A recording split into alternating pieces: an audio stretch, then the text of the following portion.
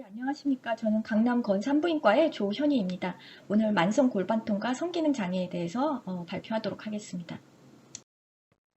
섹슈얼 펑션은 인간의 3대 욕구 중에 하나이기 때문에 굉장히 인간의 웰빙 센스에 중요한 역할을 하는 그런 거라고 할 수가 있겠습니다. 그래서 피메일 디스펑션이 발생했을 때 당연히 인간의 삶의 질에 좋지 않은 영향을 미칠 것이다 라는 것을 짐작할 수가 있겠고요.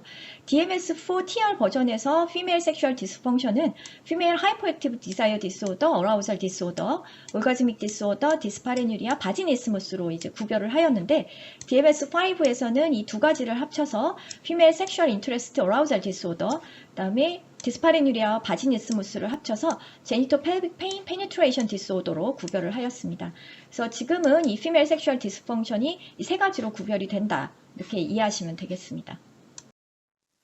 피메일 섹슈얼 디스펑션의 발생률은 한 38에서 63% 정도로 보고자에 따라 약간씩 차이는 있습니다. 근데 보통 일반적으로는 페인 어소시에이티드 디스오더가 가장 발생률이 높다라고 알려져 있는데 135개의 시스테마틱 리뷰를 조사한 결과 이제 보통 디자이어 디스오더가 30% 조금 더 넘어서 가장 발생률이 높은 걸로 나타나고 있고 페인, 올가즘, 루브리케이션, 어라우잘에 대해서는 가장 발생률이 다 비슷하다라고 조사가 되고 있습니다. 피메일 섹슈얼 디스펑션의 원인으로는 이제 여러 가지가 있는데요. 보통 일반적으로 사이콜로지컬한 팩터, 이모셔널, 피지컬 팩터, 호르모널 팩터, 메디케이션 등으로 이제 구별을 할 수가 있습니다. 여기서 뭐 디자이어의 디스펑션을 유발하는 건 뭐고, 어라우잘은 뭐고, 오르가즘은 뭐고 이렇게 나눠서 생각하는 거는 제 생각에는 크게 의미가 없다고 생각이 드는데 그 이유는 사실은 디자이어가 있어야지 어라우잘도 되는 것이고 어라우잘이 잘 돼야 올가즘도 생길 수가 있는 거잖아요. 그래서 이것을 이제 구별해서 이렇게 생각하는 것은 피메일 섹슈얼 디스펑션을 이해하는 데 있어서 좀 장애 요소로 작용할 수도 있다고 생각을 합니다. 그래서 이것들은 약간 연속선상에 있는 디스펑션이다라고 이해하시면 그것이 가장 정확할 것 같습니다. 그래서 환자랑 섹슈얼 디스펑션에 대해서 이야기를 할 때도 뭐 어라우잘이 잘 안 됩니까? 디자이어가 있습니까? 이렇게 처음부터 물어보는 것이 아니라 any sexual concern이 있느냐, 그다음에 섹슈얼 그 펑션 자체가 즐거움이 있느냐 없느냐 일단 이것을 먼저 물어보고 섹슈얼 컨선이 있는 경우에 조금 더 그 다음에 디테일한 퀘스천으로 들어가시고 이것이 만약에 없다라고 하면은 괜찮다 그러면 당신은 문제가 없고 어떠한 문제가 있을 때 그때 이야기를 해달라라고 이제 맞추셔도 되겠습니다. 즉 디자이어가 조금 부족하고 어라우살이 조금 부족하더라도 전반적인 만족도와 인조이먼트가 잘 되고 있는 상황이면 크게 걱정을 하지 않아도 된다라는 의미로 받아들여도 될 것 같습니다. 피메일 그 섹슈얼 리스판스의 사이클을 좀 살펴보도록 하겠습니다. 어떠한 스폰테니어스한 디자이어가 있을 때 그 디자이어에 반응을 하고자 하는 의지가 생겨나게 되고 거기에 이제 적절한 성적 자극이 있게 되면은 바이올로지컬하게 혹은 사이콜로지컬하게 이제 어라우잘이 생겨나게 되죠. 그럼 거기에 또 그 파트너와의 적절한 자극을 통해서 어라우잘이 유지가 되게 되고 어떤 섹슈얼 액티비티를 통해서 섹슈얼 세티스팩션, 그 다음에 넌 섹슈얼 리워드가 생겨나게 됩니다. 예를 들면 이모셔널 인티머시라든지 웰빙 센스 같은 것들이 그것이고 이것이 적절하게 이루어져야지 그 다음에 똑같은 디자이어가 생겼을 때 거기에 이제 모티베이션이 되게 되는 거거든요. 그래서 만약에 이것의 고리를 연결고리를 끊는 어떠한 팩터가 하나 있다. 예를 들면은 섹슈얼 어뷰스가 있다거나 뭐 크로닉 페인이 있어서 뭔가 중간에 이런 어라우잘을 깨거나 올가즘을 깨거나 세티스팩션을 깨거나 넌 섹슈얼 리워드를 깨는 그런 원인이 작용하게 되면 피메일 섹슈얼 디스펑션은 생겨날 수밖에 없는 그런 상황이 됩니다. 그래서 피메일 섹슈얼 디스펑션을 이해할 때는 이것들을 따로따로 떼놓는 것이 아니라 이것들이 하나의 연결고리로 이어져 있다는 것을 꼭 이해를 하셔야 할 것 같습니다. 그렇다면 이제 크로닉 펠빅 페인과 섹슈얼 펑션은 도대체 무슨 연관성이 있느냐. 이 브라질리안 우먼을 대상으로 해서 100명의 CPP가 있는 여성, 그다음에 100명의 컨트롤에서 조사를 하였는데요. 섹슈얼 디스펑션의 발생률이 CPP가 있는 여성이 없는 여성보다 유의하게 발생률이 높다는 그런 연구 결과가 보고가 되어 있습니다. FSFI 스코어로 해서 각 도메인, 디자이어, 어라우잘, 루브리케이션, 올가즘, 세티스팩션, 페인, 그 다음 오버올 스코어를 조사를 했는데 모든 도메인에서 CPP가 있는 그룹과 없는 그룹이 유의하게 차이가 있는 것으로 이제 조사가 되고 있습니다. 그래서 이 CPP와 섹슈얼 디스펑션이 어떻게 두 개가 연관되어 있는가를 생각을 해보면 일단은 두 질환의 카테고리가 같은 원인을 갖고 있을 가능성이 있습니다. 그래서 CPP의 원인 중에 하나인 Central Pain Sensitization이나 Hypertonic Pelvic Floor Dysfunction은 이 자체로도 섹슈얼 디스펑션의 원인이 될 수가 있고요. 또 사이코틱한 원인으로서 디프레션이나 섹슈얼 어뷰스 히스토리는 역시 CPP와 섹슈얼 디스펑션의 동시에 원인으로 작용을 할 수가 있겠습니다. 또 두 번째 가설로는 CPP 자체가 어떠한 통증에 관한 질환 자체가 성기능 장애를 유발하거나 악화시킬 수 있는 원인으로 작용할 수 있다라는 가설을 세울 수가 있겠는데 이 두 가지에 대해서 차례로 살펴보도록 하겠습니다. 먼저 이제 첫 번째 가설을 이해하기 위해서는 이제 페인에 대해서 좀 이해를 해야 되는데요. 페인은 이제 노시셉티브 페인, 이게 뭐 칼로 찔렸거나 바늘로 찔렸을 때의 통증이고, 그다음 뉴로패틱 페인, 이디오패틱 페인, 사이코제닉 페인 등으로 나눠지게 됩니다. 그래서 뉴로패틱 페인이 되게 그 센트럴 페인 센시타이제이션이나 에브노멀한 디센딩 모듈레이션과 관련된 그런 패솔로지컬 페인으로서 크로닉 펠빅 페인의 원인 중에 하나가 이 뉴로패틱 페인으로 알려져 있고요. 이 페인 자체가 동시에 이제 섹슈얼 디스펑션 중에 페인 디스오더의 원인으로도 작용을 할 수가 있습니다. 그런 뉴로패틱 페인 중에 하나가 이제 알로디니아나 하이퍼랄지아, 하이퍼패티아 같은 것들이 있습니다. 이것들은 경미한 자극, 그러니까 통증을 유발하지 않을 정도의 경미한 자극을 통증으로 느끼는 경우가 이제 알로디니아나 하이퍼알지아, 하이퍼패티아가 되겠고요. 대표적인 예로 이제 불바 베스티불라이티스 신드롬, 불보디니아 같은 것들이 있습니다. 이것들은 CPP의 원인이기도 하고 그다음에 그 섹슈얼 디스펑션 중에 페인 디스오더의 원인으로도 작용을 할 수가 있습니다.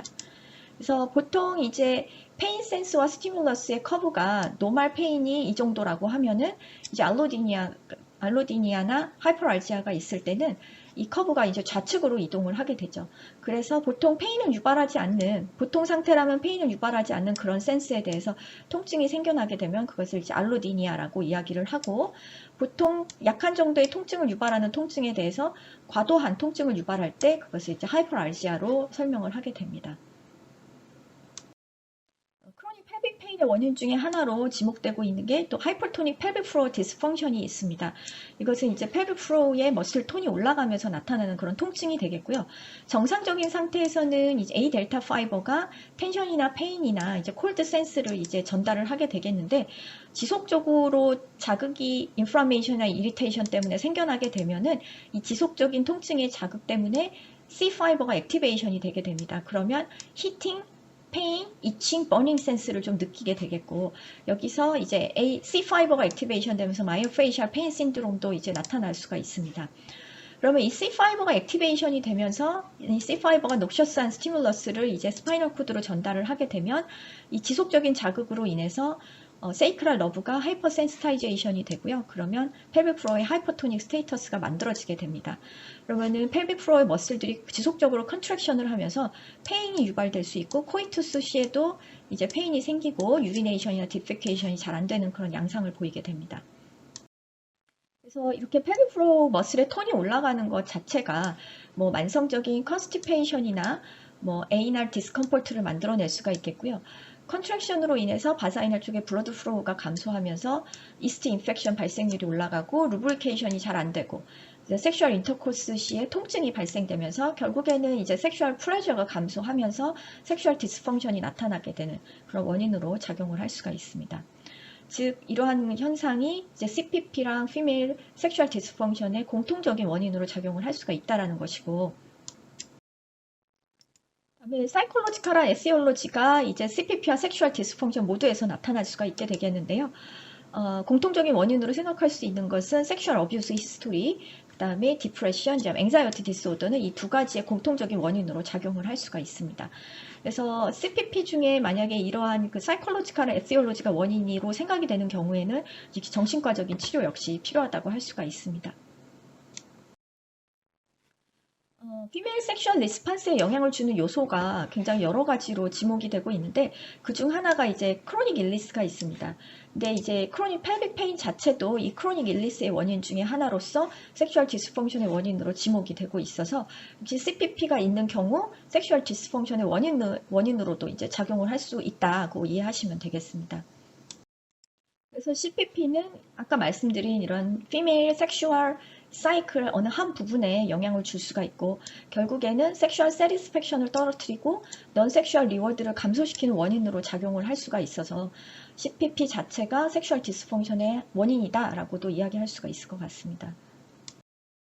그래서 CPP가 있을 때 디스파리니아의 발생률은 CPP가 없는 사람보다 유의하게 높게 나타나고 CPP가 아닌 다른 크로닉 페인, 예를 들면 헤드에이크 같은 것들이 있어도 헤드에이크 자체는 섹슈얼 펑션에 그렇게 영향을 주지 않지만 CPP는 섹슈얼 펑션에 영향을 준다라는 그런 연구 결과들이 보고되어 있습니다. 이거는 이제 크로닉 펠빅 페인이 있는 여성에서 섹슈얼 펑셔닝을 이제 조사를 한 그런 연구 논문이 되겠습니다. CPP가 있는 사람이 없는 사람보다 앵사이어티나 디프레션의 발생률이 이제 유의하게 높다라는 것이 연구 결과로 나와 있고요. 그다음에 섹슈얼 펑션에서 어버이던스, 넌섹슈얼리티, 바시니스무스의 발생률이 역시 CPP 환자들이 컨트롤 군보다 유의하게 높다고 조사가 되고 있습니다. 그래서 결국에는 이런 것들이 합쳐져서 섹슈얼 디스세티스팩션의 발생률 자체가 CPP 환자에서 더 높게 나타나는 것을 알 수가 있고요. 이 환자에서 이제 섹슈얼 펑셔닝을 모듈레이션 하는 팩터들을 조사를 했습니다. 섹슈얼 어뷰즈 히스토리가 있을 때 바시니스무스, 어보이던스, 넌센슈얼리티, 그다음에 섹슈얼 디스세티스팩션의 발생률이 유의하게 올라갔고, 그다음에 페인의 시비어리티가 클수록, 그다음에 앵사이어티나 디프레션이 있을수록 이러한 섹슈얼 펑션에 영향을 더 많이 주더라라는 것이 밝혀졌고요. 그래서 이거는 리그레션 아날라이시스를 해서 섹슈얼 디스펑션이 발생될 가능성을 얼마나 프레딕션 할 수 있는지를 이제 확인을 했습니다. 섹슈얼 어뷰스 히스토리가 있을 때 섹슈얼 어보이던스나 넌센슈얼리티, 그다음에 디스세티스팩션의 발생률이 높아지는 걸 알 수가 있었고요. 앵사이어티나 디프레션이 있을 때도 역시 비슷하게 바시니스무스, 어보이던스, 넌센슈얼리티, 그다음에 섹슈얼 디스세티스팩션의 발생률이 유의하게 높아질 수 있다라는 그런 결과가 나와 있습니다. 그래서 이건 좀 다른 논문인데 크로닉 펠빅 페인이 있는 여성에서 이제 섹슈얼 디스펑션에 영향을 줄 수 있는 팩터를 조사했더니 디프레션이 원인 중에 하나다. 즉 크로닉 펠빅 페인이 있는 사람에서 디프레션이 있는 경우 앞에 논문에서는 디프레션과 앵사이어티, 그다음에 펠빅 페인의 시비어리티 이렇게 세 가지를 들었는데 그렇게 정신과적인 요소가 있을 경우 조금 더 섹슈얼 디스펑션의 발생률은 높아지는 걸로 그렇게 조사가 되고 있습니다. 그래서 이 두 질환의 카테고리는 같은 원인을 가질 수가 있다. 이거는 이제 맞는 말로 이해를 하시면 되겠고 CPP가 성기능 장애를 유발시키거나 악화시킬 수 있지만 그 팩터로서 사이콜로지컬한 팩터가 있을 수 있다는 측면을 좀 이해하셔야 될 것 같습니다. 그렇다면 이제 치료적인 측면에서는 어떤가?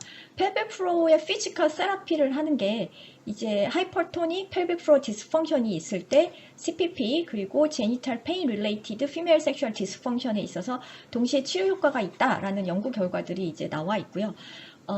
PFPT를 하면 펠빅 플로어 머슬의 오버 액티비티뿐만 아니라 언더 액티비티도 동시에 치료를 할 수가 있어서 펠빅 페인 그다음에 섹슈얼 건강 섹슈얼 헬스에 임프루먼트를 줄 수 있다고 되어 있습니다. 세이크랄 뉴로 모듈레이션이라는 치료로 이제 이 두 가지를 동시에 치료하는 시도도 있는데요. 이건 세이크랄 러브에 전극을 집어넣어서 지속적으로 전기 자극을 줘서 약한 전기를 흘려보내는 그런 치료가 되겠습니다.